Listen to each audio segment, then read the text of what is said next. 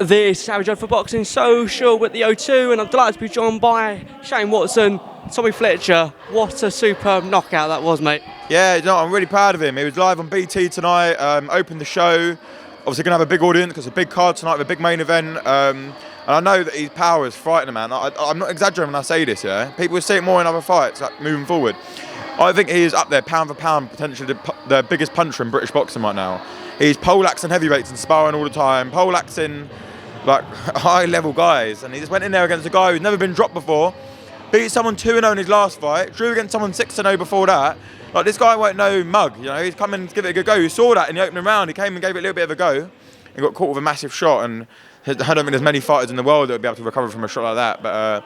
But yeah, really excited about the journey, and I'm really proud of him because there's a bit of pressure on him tonight, fighting, opening the show, coming against a guy that he probably shouldn't be fighting this early on, really, but it's a nightmare to matchmake for.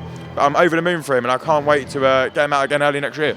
Yeah, because it must be a nightmare to matchmake him as well, because obviously it's a knockout performance again. He won a knockout last time and his fourth round knockout last time out, so yeah, is there a danger that they can, so in terms of matching him with his next fight?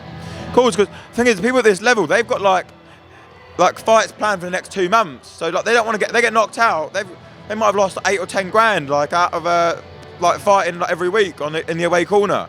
So it is difficult. So I guess what it means, you'll have to pay people more money. I suppose that's what it is. But it's an investment. It's a good investment because look, you're getting people come to boxing, as brutal as it is, to watch people get knocked out, watch people get hurt. Yeah.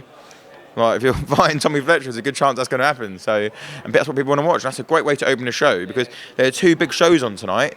People watching people get knocked out like that, they're like, oh, I might stay down here. There might be a few more of those, you know. So it's good for him. And I'm really excited. Hopefully we can get him out early next year, maybe on the Yard undercard or and whatnot, and then get him out again on the Joyce undercard a bit later on. So yeah, hopefully just keep him active.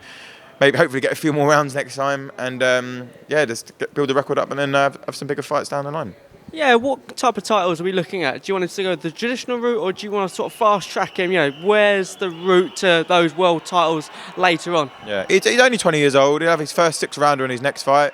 So I don't want to break him by putting him in hard fights early doors. I'd back him against decent level guys now, but the problem is when you fight one decent guy, the only way is up. You can't ever go back down again. Yeah. So yeah, we'll just keep putting him in against like maybe slightly better guys and that every time, and then we'll just see how we get on. Take each fight as it comes because like, so he's only a young lad, and then maybe like towards like the middle of like not next year, the year after that, we'll start looking at titles. But he'll have a couple of 6 rounders, and then he'll have his first 8 towards the back end of next year, and then we'll start looking at like potential Southern area English, British titles after that. 6'7", correct me if I'm wrong, but that's a huge. Could we see him move up potentially?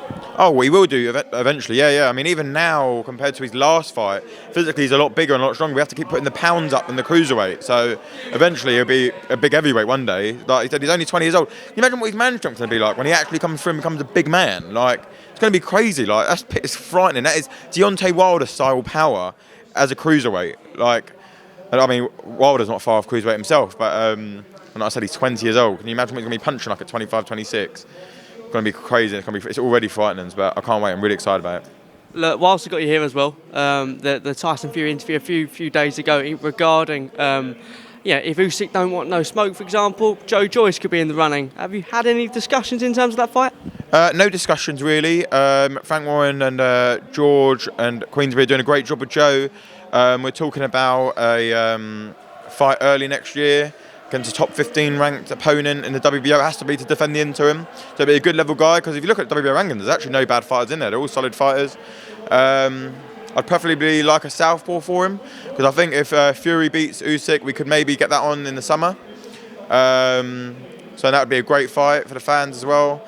So yeah, I'd like a southpaw, because Joe hasn't fought a southpaw since Leroy Thomas, which was his 4th pro fight. So yeah, I would like to get another one of those in. I mean, Usyk's a southpaw, and obviously Fury's a switch hitter, so he's going to probably go southpaw at some time in a fight if he fights him. So I'd like him to get another southpaw in, and then and then he's ready for any of the boys. He's ready now. Like, I'm not saying that he needs to fight one before he fights them. Obviously, if Fury or Joshua or any of them come calling now, we get in there and fight. That's it. But yeah, it'd be nice to get a southpaw in February, March.